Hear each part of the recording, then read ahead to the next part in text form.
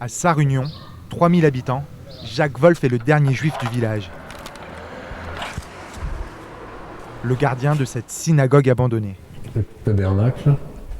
Et les derniers cultes ont eu lieu dans les années 80, 90, 95. En fait, pour Yom Kippour, Rosh Hashanah, pour les grandes fêtes. Depuis 20 ans, le plafond s'effondre. Les murs sont rongés par l'humidité. Entretenir une synagogue qui n'est plus occupée, qui n'est plus chauffée, c'est une charge. Donc le consistoire veut par tous les moyens se débarrasser de son patrimoine immobilier. C'est ça qui est inadmissible. La tombe de Seligman, le frère de mon arrière-grand-père. Des tombes profanées il y a 2 ans. Toujours pas restaurées. Si vous me demandez aujourd'hui si je vais être enterré dans ce cimetière, la réponse est évidente, non. Le cimetière est la propriété du consistoire israélite, qui dit ne pas avoir les ressources pour rénover un patrimoine en perdition. Il n'y a pas de moyens, parce que c'est énorme. 45 cimetières, à peu près 27 synagogues, c'est énorme. Et la communauté juive réduite de manière incroyable. Le consistoire cède donc ses lieux de culte. En Alsace, il a vendu les 2/3 de ses synagogues depuis l'après-guerre. La plupart reconverties.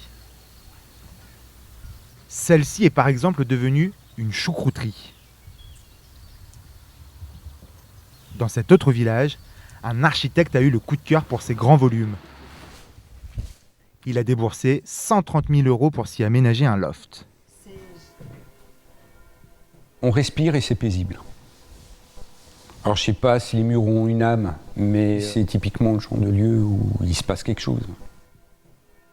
À Momenheim, le patrimoine judéo-alsacien n'a plus grand-chose de spirituel.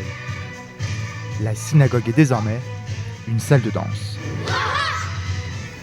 Alors, pour que la mémoire des lieux ne disparaisse pas en l'absence de population juive, des habitants prennent le relais. On a Beyom le 6e jour et Rev Shabbat Kodesh. On a abrégé. Donc ça Ils restaurent ce patrimoine qui est aussi un peu le leur. Mon père, il me racontait souvent les échanges qu'ils avaient avec les Juifs de Figersheim.